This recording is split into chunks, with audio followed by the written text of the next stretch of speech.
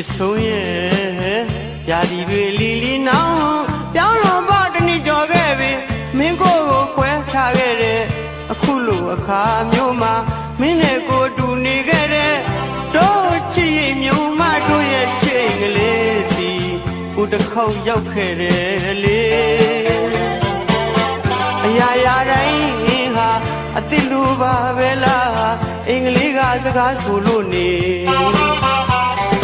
မင်းပြန်လာတာတယောက်ခဲလာတဲ့မင်းမရှိမှပူလွှမ်းရတယ်လေလူမနေတဲ့အင်္ဂလိပ်အထီးကျန်ဆန်လွန်လာတယ်လေ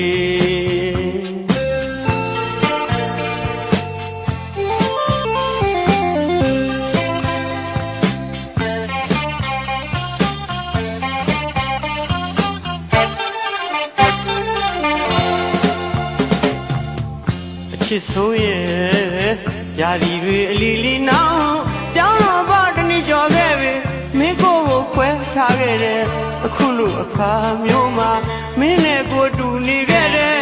တို့ချစ်ရင်မြုံမတို့ရဲ့ချိန်ကလေးစီကိုတစ်ခေါက်ရောက်ခဲ့တယ်လေအရာရာတိုင်းဟာအတိလိုပါပဲလားအင်္ဂလိပ်ကစကားဆိုလို့နေ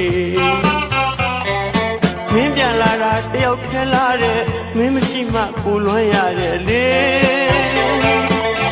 လူမနေတဲ့အင်္ဂလိပ်အထီးကျန်ဆန်လွန်လာတယ်လေ